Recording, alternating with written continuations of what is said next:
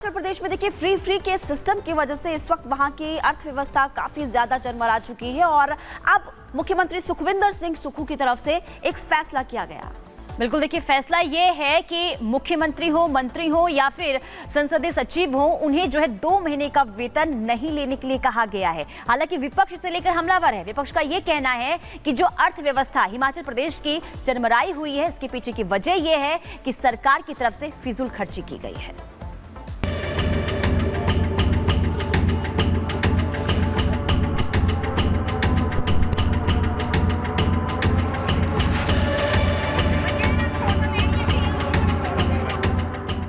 कहते हैं कि जितनी चादर हो उतने ही पैर पसारना चाहिए, लेकिन ये बात आज के राजनेता सत्ता की हसरत में कुछ इस तरह भुला देते हैं कि राज्य की जेब जवाब देने लगती है।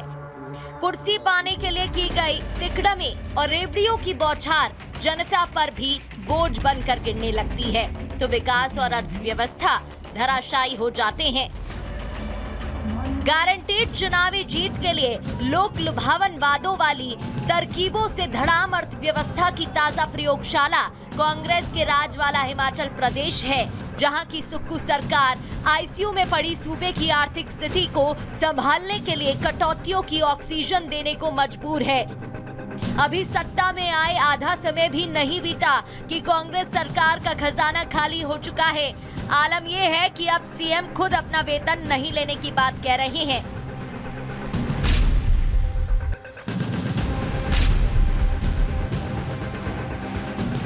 हिमाचल प्रदेश की आर्थिक स्थिति देश की सियासत और सोशल मीडिया पर चर्चा का केंद्र है, जहां राज्य चलाने के लिए पर्याप्त राजस्व की कमी हो गई है। हालात इतने बिगड़ गए हैं कि स्वयं मुख्यमंत्री ने ऐलान कर दिया कि वो अपने 2 महीने का वेतन और तमाम भत्ते नहीं लेंगे।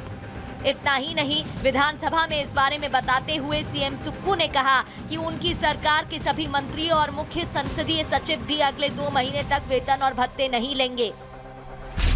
सभी मंत्रिमंडल वाले के सदस्यों ने ये तय किया कि जब तक प्रदेश की आने वाले समय में जो सुधार और अच्छा नज़र आता है, 2 महीने तक ना पे लेंगे, ना टीए लेंगे, ना डीए लेंगे।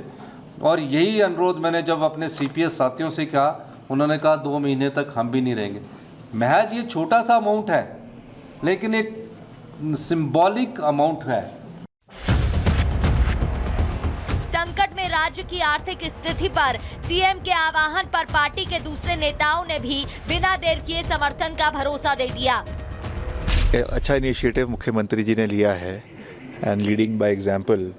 उन्होंने 2 महीने के लिए सभी जो मंत्री है, चेयरमैन है और जितने हमारे सीपीएस है, सबके वेतन को 2 महीने के लिए रोका है।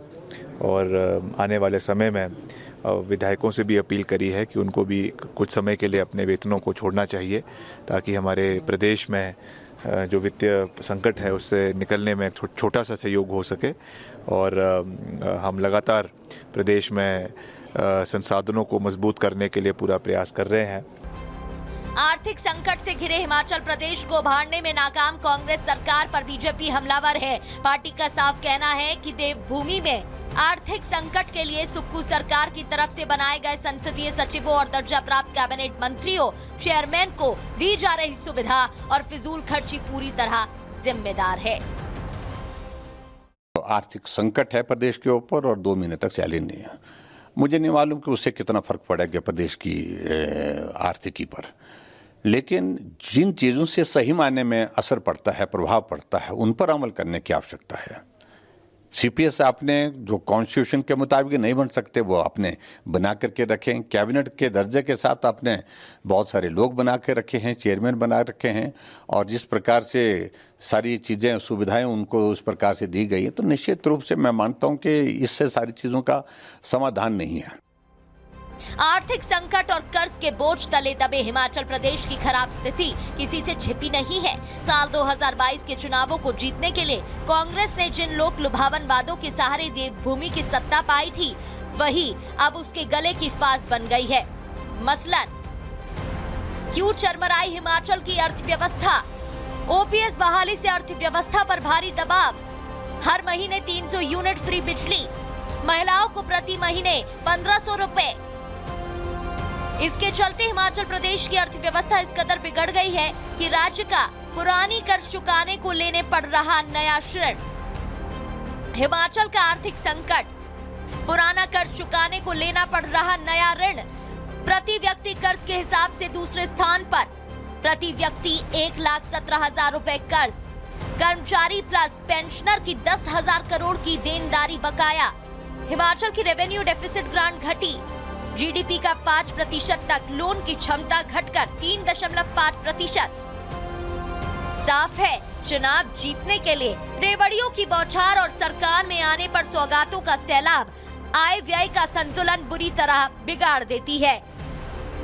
ऐसे में इलेक्शन मैनेजमेंट और गवर्नेंस में जमीन आसमान का अंतर होता है, क्योंकि कोई भी चीज मुफ्त की नहीं होती है, उसकी कीमत कहीं न कहीं तो चुकानी ही पड़ती है। ऐसे में हिमाचल की बिगड़ी आर्थिक स्थिति से फ्रीबीज की राजनीति करने वालों और उसके शिकार बनने वाले सभी लोगों को सबक लेने की जरूरत है।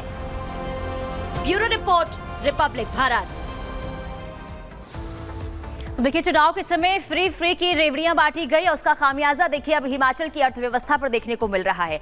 आखिर कैसे आईसीयू में हिमाचल की अर्थव्यवस्था खराब हो गई है, जरा समझ लेते हैं। देखिए, फ्री योजनाओं से इकोनॉमी का जो बंटाधार है वो देखने को मिल रहा है। दरअसल ओपीएस बहाली का ऐलान किया गया था और इसका असर जो है अब अर्थव्यवस्था पर देखने को मिल रहा है। इसके अलावा हर महीने 300 यूनिट फ्री बिजली ने दम निकाल दिया है, यानी कि इसका भी असर देखने को मिल रहा है। महिलाओं को प्रति महीने 1500 रुपए देने का ऐलान किया गया था, अब ये भी भारी पड़ने लगा है। पुराना कर्ज चुकाने के लिए अब कर्ज जो है नया कर्ज लेना पड़ रहा है। देखिए किस तरीके से स्थिति जो है हिमाचल प्रदेश की वो देखने को मिल रही है। हिमाचल का प्रति व्यक्ति कर्ज 1,17,000 रुपए का है।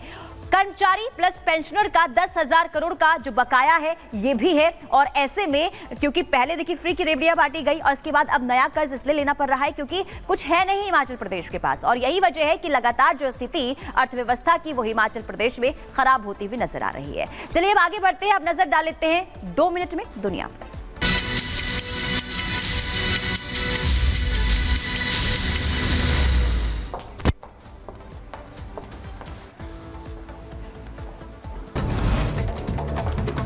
दक्षिणी लेबनान पर इजराइल के ताबड़तोड़ हमले और कई शहरों में हिजबुल्लाह के ठिकानों पर भी बमबारी की गई। इजराइल ने वेस्ट बैंक में सेना की कार्रवाई का वीडियो जारी किया और इजरायली सेना ने दावा किया कि हमले में अब तक 16 आतंकवादी मारे गए। इजरायली सेना का दावा कि वेस्ट बैंक में मस्जिद का इस्तेमाल आतंकवादी अड्डे के रूप में किया जा रहा है और आईडीएफ ने कहा कि हमारे सैनिक सभी मोर्चों पर नागरिकों को आतंकवाद से बचाने के लिए काम करना जारी रखेंगे। यमन के हूती विद्रोहियों ने ग्रीस के एक जहाज पर हमले का वीडियो जारी किया है। लाल सागर में गुरुवार को यमन के हूती विद्रोहियों ने हमला किया था। सर्बिया की 2 दिवसीय दौरे पर बेलग्रेड पहुंचे फ्रांसीसी राष्ट्रपति इमैनुअल मैक्रों और सर्बिया ने रूस से दूरी बनाते हुए 12 फ्रांसीसी लड़ाकू विमान खरीदने के लिए $3 बिलियन अमेरिकी डॉलर के मसौदे भी खरीदे। अवैध प्रवासियों से भरी एक नाव को स्पेन की पुलिस ने नाव कुचला है। 4 यात्री पानी में गिरे हैं, वीडियो वायरल हुआ है। अफगानिस्तान तालिबान के नए कानून के विरोध में महिलाएं और गाना गाकर वीडियो अपलोड कर रही हैं वहां की महिलाएं। तालिबान सरकार ने महिलाओं के पब्लिक प्लेस गाना गाने पढ़ने पर बैन लगा दिया है। जापान में शाशान तूफान ने तबाही मचाई है। तूफान के कारण जेजू एयर 737 विमान को तेज हवाओं से जूझना पड़ा है। और ज्वालामुखी विस्फोट हुआ। आइसलैंड के ज्वालामुखी में दरअसल एक विस्फोट हुआ और आपको बता दें कि लावा निकलने के कारण रात के आसमान में रोशनी चमक उठी।